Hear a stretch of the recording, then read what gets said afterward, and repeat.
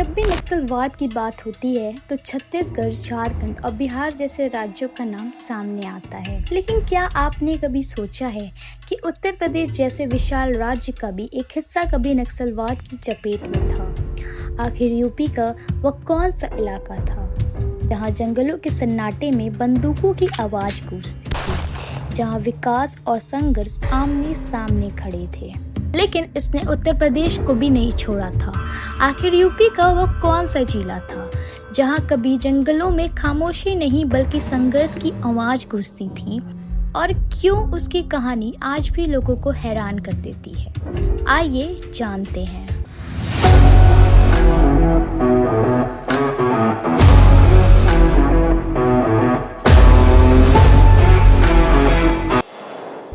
एक ऐसा जिला जहां देश की बिजली बनती है, जहां जमीन के नीचे करोड़ों नहीं बल्कि अरबों रुपए की खनिज संपदा मौजूद है, जहां बड़े बड़े उद्योग हैं, लेकिन इसी जिले को कभी नक्सल प्रभावित क्षेत्र माना जाता था। जी हाँ, हम बात कर रहे हैं सोनभद्र की। आज जब हम सोनभद्र का नाम सुनते हैं तो हमारे दिमाग में पावर प्लॉट, खंदाने और विकास की तस्वीरें आती हैं। लेकिन इस जिले का एक दूसरा चेहरा भी था, एक ऐसा चेहरा जिसमें गरीबी थी, संघर्ष था, आंतोष था और धीरे धीरे नक्सलवाद का प्रभाव भी था। लेकिन सवाल यह है, आखिर इतना संसाधन संपन्न जिला नक्सलवाद की चपेट में कैसे आ गया और फिर वह इस स्थिति में बाहर कैसे निकला? आज की वीडियो में हम जानेंगे सोनभद्र की पूरी कहानी। किसी भी कहानी को समझने के लिए उसकी जमीन को समझना जरूरी होता है, और सोनभद्र की कहानी में उसकी भौगोलिक स्थिति सबसे महत्वपूर्ण है। उत्तर प्रदेश के दक्षिण पूर्व स्थित सोनभद्र राज्य का दूसरा सबसे बड़ा जिला है। इसकी सीमाएं बिहार, झारखंड, मध्य प्रदेश और छत्तीसगढ़ से मिलती है, यानी 4 राज्यों के बीच स्थित एक ऐसा इलाका जहां जंगल भी है, पहाड़ भी है और प्रकृति संसाधनों का भंडार भी है। सोन नदी के नाम पर इस जिले का नाम सोनभद्र पड़ा। यह जिला कोयला, बक्साइट, चूना, पत्थर और अन्य खनिजों के लिए जाना जाता है। यहीं पर स्थित है देश के कुछ बड़े तत्व विद्युत संयंत्र। इसी कारण इसे उत्तर प्रदेश की एनर्जी कैपिटल भी कहा जाता है। लेकिन कहानी का दूसरा हिस्सा यह है कि संसाधनों की परिचायत के बावजूद यहाँ के कई ग्रामीण और आदिवासी क्षेत्र लंबे समय तक विकास से वंचित रहे, और यहीं से शुरू हुई समस्याओं की नींव। अब बात करते हैं नक्सलवाद की। नक्सलवाद की शुरुआत 1967 में पश्चिम बंगाल के नक्सलवादी गांव में हुई थी। शुरुआत में यह एक किसान आंदोलन था। लोग जमीन के अधिकार और सामाजिक न्याय की मांग कर रहे थे।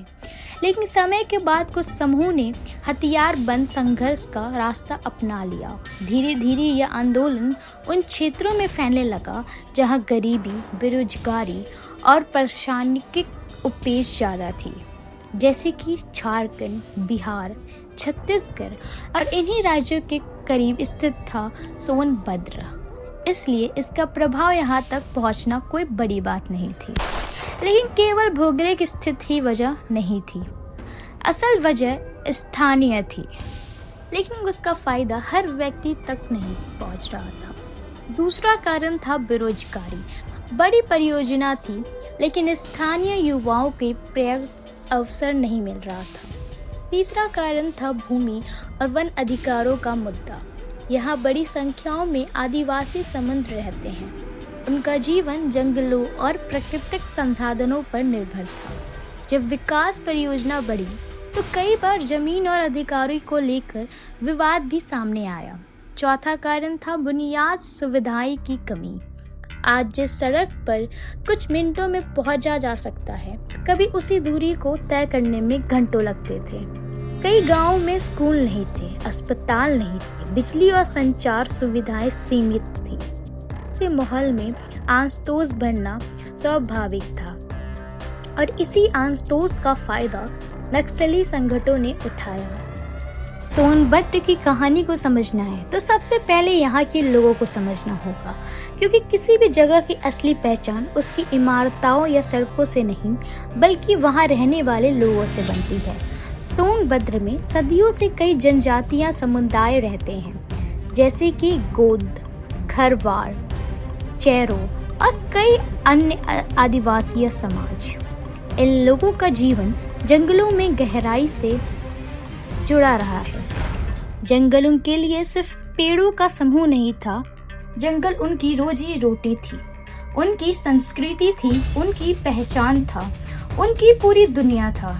महुआ, तेंदुपत्ता, लकड़ी और जंगल से मिलने वाले संसाधन ही उनके जीवन का आधार थे। लेकिन उसकी अपनी जिंदगी में ज्यादा बदलाव न आए तो उसके मन से क्या सवाल उठेंगे? यही सवाल धीरे धीरे आंतोष से बढ़ते रह गए। जब भी किसी क्षेत्र में संघर्ष बढ़ता है तो सबसे ज्यादा नुकसान आम लोगों का होता है। एक किसान का, एक मजदूर का, एक छात्र का और एक साधारण परिवार का। सोनभद्र में भी यही हुआ। कई लोगों के लिए रोजमर्रा का जीवन कठिन हो गया। डर का माहौल बनने लगा। विकास की रफ्तार धीमी पड़ गई और लोगों के मन में भविष्य को लेकर अनिश्चितताएं बढ़ने लगी। लेकिन आपने सुना तो होगा कि हर अंधेरी रात के बाद एक नई सुबह आती है, और सोनभद्र की कहानी में भी एक ऐसा ही कुछ हुआ। जब किसी क्षेत्र में नक्सलवाद बढ़ता है तो उसका असर केवल सुरक्षा तक सीमित नहीं रहता। सबसे पहला प्रभावित होते हैं आम लोग।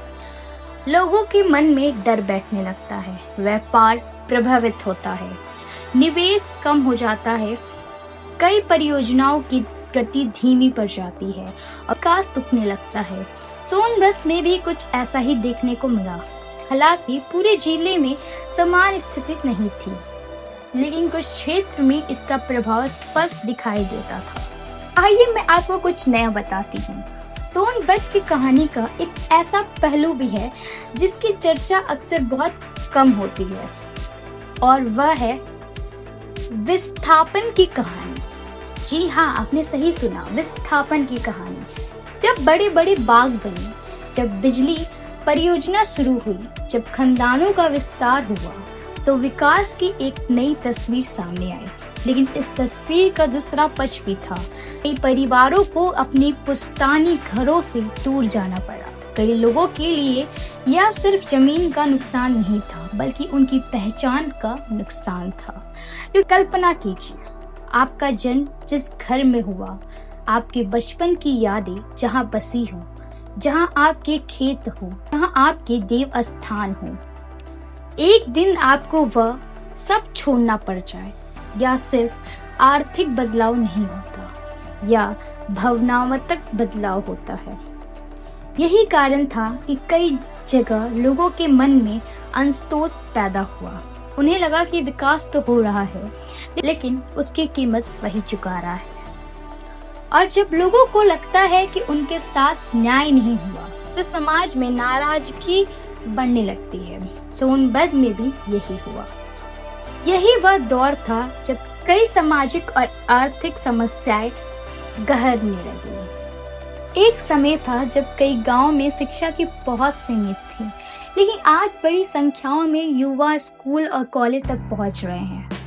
वे प्रतियोगी परीक्षाओं की तैयारी कर रहे हैं, नई तकनीक सीख रहे हैं और अपने लिए नए अवसर तलाश कर रहे हैं। आज का युवा सिर्फ नौकरी नहीं चाहता, वह बेहतर जीवन चाहता है। वह अपने गांव का विकास चाहता है। वो चाहता है कि आने वाली पीढ़ियों को वो कठिनाई न झेलना पड़े जो कभी उसके माता पिता ने झेली थी। यही कारण है कि आज सोनभद्र की पहचान धीरे धीरे बदल रही है। पहले जहां चर्चा संघर्ष और असुरक्षाई की होती थी, आज वह शिक्षा, रोजगार, विकास की बात हो रही है। हालांकि चुनौती अभी मौजूद है। कई क्षेत्रों में अभी भी बेहतर स्वास्थ्य सुविधाएं की जरूरत है, बेहतर शिक्षा की जरूरत है, रोजगार के नए अवसर की जरूरत है। लेकिन अब लोगों के पास उम्मीद है, और इसी कारण और किसी भी समाज के लिए उम्मीद से बड़ी ताकत नहीं होती है। क्योंकि जब एक युवा अपने भविष्य के बारे में सपना देखने लगता है, तो वह सिर्फ अपनी जिंदगी नहीं बदलता, वह पूरे समाज की दिशा बदल देता है। और शायद यही सोनभद्र का भविष्य भी है। एक ऐसा भविष्य जहाँ जंगल भी होगा, उद्योग भी होगा और विकास का लाभ लोगों तक भी पहुंचेगा। हाँ, सोनभद्र की कहानी हमें एक महत्वपूर्ण सीख देती है।